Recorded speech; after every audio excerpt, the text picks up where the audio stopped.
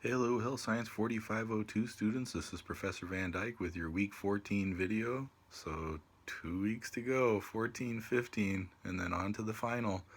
Congratulations to everybody who's, you put in so much hard work. Make sure and keep up with everything and finish strong, and you're going to do very well in this course. So keep it up. Um, the week 14 video is in regard to physical properties of chemicals, and this is just kind of a review of some physical properties. And I just really kind of, I designed the last two lectures to be review for you, probably things that you've seen in all of your classes. You talked about these in chemistry and biochemistry and things like that. So these should be concepts that are fairly familiar to you, and we'll just go ahead and jump right into it. If you're reading the textbooks, this is from Chapter 7 from Nolan Hillebrand, and this is in regard to physical properties. On to slide 3. So why are physical properties important? Hi, come here. So physical properties are important. They're really important in conducting risk assessment. So do you understand the physical components of that this particular property that can have hazardous effects? Is it a liquid or is it gas? How will it affect you in a room based on its physical properties? And it's really important to understand that. So what makes a chemical hazardous? Is it highly acidic? Is it highly basic? Is it mutagenic? Is it teratogenic?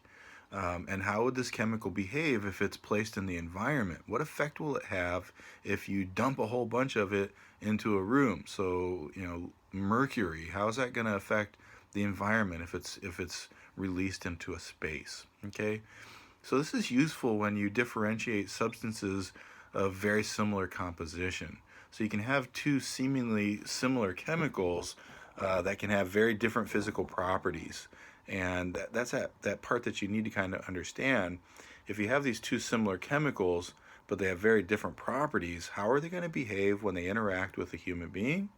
How are they going to behave when they interact with the environment? And these are very important components when you manage risk assessment.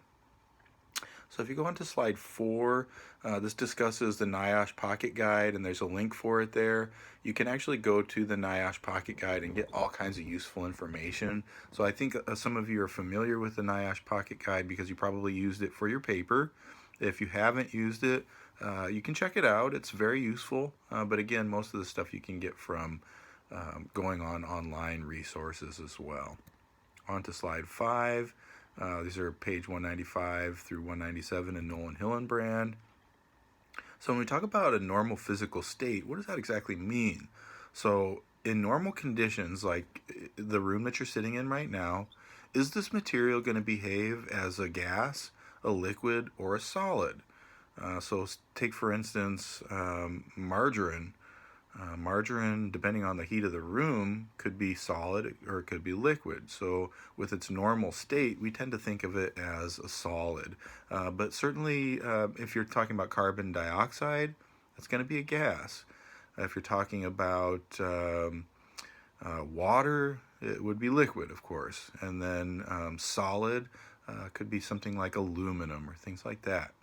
So with this class, we're going to talk about normal temperature and pressure. It's NTP, which is essentially 68 degrees Fahrenheit, 1 atmosphere, and 760 torr. So we're all familiar with these concepts of what is normal condition, that normal temperature and pressure, NTP. And how is when you look at it from this standpoint, at 68 degrees Fahrenheit, as I'd mentioned before, margarine will be a solid. Okay. So on to slide 7. Solids typically cause the least amount of harm, which is, don't take this as complete and total. Okay, all solids are better, than liquids and gases, because certainly that's not the case. Like a piece of dry ice in solid form, if it's handled by hand, it can be very dangerous. But certainly breathing it in a gaseous state is also very dangerous as well. So again, this is just kind of a general rule. Solids typically cause the least amount of harm. The route of exposure limited to physical contact or ingestion. So you actually have to eat the solid or physical contact to it. Certainly with gases, they can be breathed in. Liquids can be absorbed through your skin. So very dangerous. Liquids can be more harmful. They can evaporate. They can create a lot of problems. But gases are certainly the most harmful of all. They can be odorless and colorless and toxic. You don't even know they're there. You're exposed to them and they can cause extraordinary damage. This actually happens with exposure to carbon monoxide. You don't know it's there. You can't smell it. You can't see it. You breathe it in and you pass out and you just never wake up. Slide 8. Temperature of a product can affect potential hazards and how to respond to them. So what's more dangerous, higher temperatures or lower temperatures? And in general, the higher temperatures are going to be more dangerous. Generally. Again, there's a lot of generalizations in this material, so just kind of take it for what it's worth. The question is, can you think of an example of a lower temperature hazard? And certainly there are a handful of them out there, but just for the purposes of this class, I don't want to confound things. Just assume that higher temperatures are usually going to be a little bit more dangerous because they're going to potentially have more off-gassing. There's going to be a lot of material kind of floating around that can be problematic. It could burst into flames. So again, the higher temperatures are usually going to be more dangerous.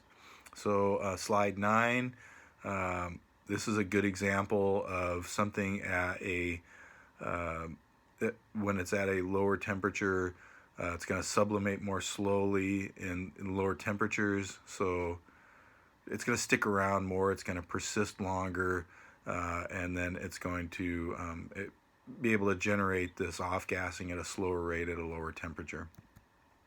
Not a great example. Don't worry about it. Slide 10, again, temperature. Liquid nitrogen is used to make ice cream, and it has to be handled with extreme caution. The nitrogen, not the ice cream. Very funny. So temperature is very important. You have to be very careful with these things because, like with liquid nitrogen, it can do a lot of damage if it comes in contact with your skin. Slide 11 is vapor pressure. Vapor pressure exerted by a vapor within a container against the sides of that container. So vapor pressure is important to know because you can have releases. If you have puncturing of the lining, you can have all kinds of different things coming from issues with vapor pressure. It responds and corresponds directly with the temperature. It's going to be addressed in either atmospheres or millimeters of mercury, mmHg.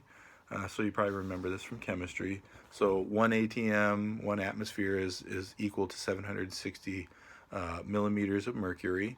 And vapor pressure is greater, 1 atm, typically a gas at standard temperature.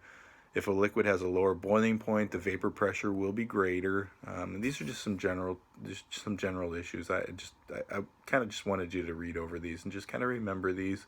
A lot of this is review from chemistry and things like that, but it's not something that is going to be on your exam. This isn't going to be something to remember. So this lecture is just really kind of to refresh your memory on some of these terms. Slide 12, specific gravity. This is going to be the weight of a solid or liquid divided by the weight of an equal volume of water. So is it heavier than water? Is it lighter than water? So if the specific gravity is less than 1, it's going to float. Okay, so if it's greater than 1, it will sink. So you can think of gold. Gold is obviously going to sink, where the amount of the right amount of wood will actually float. So specific gravity is important. How is this material, how is this substance going to behave if it's exposed into water? So hydrocarbons tend to float.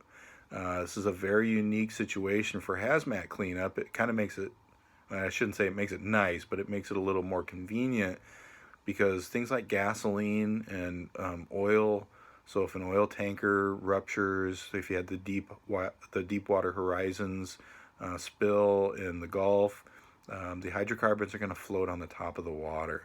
And with regard to specific gravity, as you know, so it must be less than 1.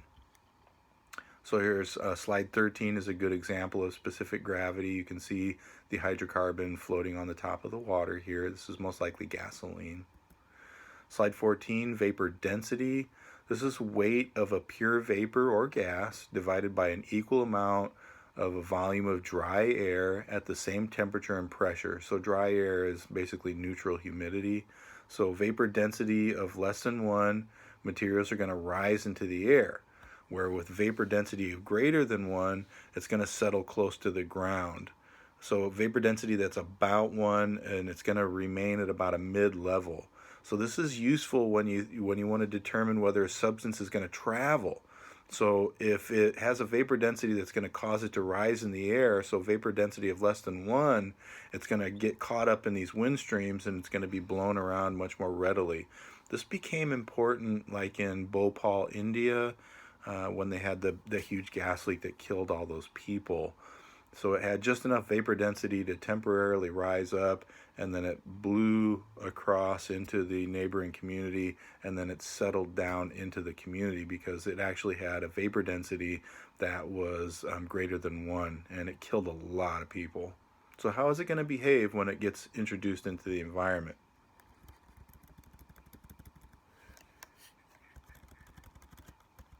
Okay, so slide 15. This is boiling point. Boiling point is going to be, of course, the temperature at which the substance changes from liquid to gas, and also temperature at which vapor pressure of liquid equals the atmospheric pressure. So just kind of keep that in mind, that the boiling point is essentially where you're going to have this liquid and then it's going to become its gaseous phase. And you see this with boiling water on the stove. So a lower boiling point equals more vapor, and temperature close to boiling point will definitely generate a lot of vapor as well. So with flammable liquids, the flash point and the boiling point are always going to be directly related. So that essentially means that the flash point is where it's going to ignite, and its boiling point are going to be directly correlated with each other. So will it boil, and then will it burst into flames? And that boiling point is going to be directly related to the flash point as well. Slide 16, the melting point. This is the temperature at which substances change from solid to liquid phase. So like with ice, water is a really good example for a lot of these things. So when is it going to turn into liquid from that solid phase, the melting point? And it can also be the freezing point in the opposite direction. Okay, so the melting point is the freezing point depending on which direction you're moving. Okay, so if it's slightly cooler, basically 0.001 degrees cooler than the melting point, then it will become its freezing point. Okay, so it's important when considering container integrity. So obviously, if you have a material that freezes at a specific point, it can rupture the lining and it can rupture the tank that's actually holding it. Slide 17 was sublimation. So this is dry ice, essentially, is what you're going to be most familiar with. Sublimation is that process upon which you'll begin to see dry ice will start to go from a solid directly to a gas. So its ability of a substance to go from the solid phase directly to its vapor phase without becoming a liquid. And that's the sublimation process. And you see this with dry ice. So the temperature rises and the sublimation rate is going to increase. So if you have dry ice outside and it's 100 degrees, it's going to sublimate a lot more rapidly than if it was outside and 70 degrees. So this is important when it's being evaluated for flammability, and certainly one of those components that is very important when you're looking at specific toxic substances. Slide 18, solubility. This is the ability of a solid, liquid, gas, or vapor to dissolve in water. So how soluble is it is essentially, will it be able to dissolve in water? And this is important for developing spill control tactics. So obviously if it's soluble in water, you will take a different approach if you have a spill of that specific material. And it's also very important as well when you're selecting a fire extinguisher, so really important to know as well. So solubility is that component upon which water will allow that material to dissolve. So say for instance like with salt is going to be soluble in water, where hydrocarbons will not. They're going to rise to the top. They're not going to be soluble. Okay, so slide 19, saturated versus miscible. Saturated is a solute. Dry chemical can be completely dissolved into a solvent. So you take a dry solvent, and will it be able to be dissolved? So you take a dry chemical. Sorry. You take a dry chemical, and can it be completely dissolved into a solvent? Where miscible is the same concept, except the chemical is a liquid. Okay, so miscible, will it be essentially, will it mix in and generate into a solvent? So saturated is going to be taking something dry and mixing it with something to create a solvent into a liquid, and then miscible will be where you take a chemical that is a liquid and turn that into a solvent as well. So technically, either the chemical or the water can be the solute. So a good example of that is alcohol and water. If you take alcohol and water, you're going to generate a solvent from mixing these two together. Slide 20, solubility.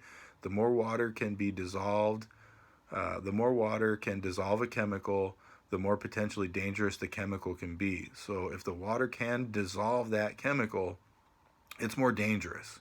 Surface water and groundwater have to be protected from these things. So that's that important piece with environmental protection. If water can dissolve that chemical and it gets into the hydrologic cycle outside, it can be very, very dangerous for the environment. And this becomes important with landfills because essentially what you have is you have water coming in as influent and then water flowing out of the landfill as effluent. It has to be collected up, and it has to be monitored to find out if the chemical is being moved out of that landfill. So if it's soluble in water, the water's going to pick it up and move it at a much higher rate, and that can be very dangerous for the environment. Slide 21 is a solubility chart. It comes from the Leonard text. You can check that out. Slide 22, solubility is continued. 10% or greater solubility is considered appreciable, which basically means that anything over 10% or greater, you definitely want to keep an eye on that. Viscosity on slide 23. Viscosity measures how thick a liquid is and how likely it is to flow. So obviously molasses is going to flow very slowly. Actually, you see molasses on here at 5,000 to 10,000 as its approximate viscosity. But certainly the things you kind of worry about are like motor oil, antifreeze. These are areas that have a lower viscosity and can move very rapidly. So it measures how thick a liquid is and how likely it is to flow. So high viscosity liquids have to be heated to increase their fluidity, where low viscosity liquids can spread very easily. And that makes a lot of trouble when you're trying to clean something up. So if you have something that is low viscosity, like motor oil, it gets into water and it moves everywhere. It flows everywhere. You dump it on the ground, it moves very readily, and it's very problematic. Whereas things like peanut butter, you dump it on the ground, you can just scoop it up. It's not going anywhere because it has it has very high viscosity. So if you heat it up, then yes, it will move into the ground more readily because it has high viscosity. But again, the things that you're concerned with are these materials that have a lower viscosity, because once they're dumped out, trying to clean them up is a real challenge. Slide 24 is volatility. This is the ease with which a liquid or solid can pass into the vapor phase. This is the volatile process. So like with gasoline can pass into vapor phase fairly easily, as can dry ice. So that you have the solid, it's very volatile because it passes into the vapor phase very, very readily. And this is directly related to the rate of evaporation. And it's also directly related to vapor pressure as well. So the higher the vapor pressure, the higher the volatility. So these can be very important when you consider how easy something can kind of burst into flames and blow up. So certainly with volatility, gasoline can go from the liquid phase to the vapor phase fairly readily and can be very volatile. Okay, so that is it for this this presentation for the week 14 video. Again, I really just kind of wanted this to be some review material for you. I want to finish out the semester with some general concepts that you're familiar with, just words that you've heard in the past, but just kind of refresh those things. And now you can kind of see how they all fit together. So volatility is important if you have an uncontained fire in a room, like say for instance a gasoline fire, or you have an ignition source that's close to an open container of gasoline. That's very volatile. So these are the things that I want you to kind of think about with this. Your lab is going to be very general. I have a feeling that your lab is essentially going to be to continue to work on your papers. So let's just go ahead and do that. Let's say your lab work for this week is to really start hitting those papers and your presentations. Work on them very diligently. If you have any questions, let me know, okay? So that is it for your week 14 video. Week 15 is going to be very similar, but again, don't procrastinate on your papers and your presentations, because they are big. They take a lot of work. It's not the kind of thing that you're used to writing. So keep that in mind, and let me know your questions and your concerns. Make sure and check your grades. If you've turned things in that aren't posted on Blackboard, let me know, because I assume that everything that I've received, I've already posted your grades onto Blackboard. So keep that in mind. Have a wonderful Thanksgiving, and we will see you next week.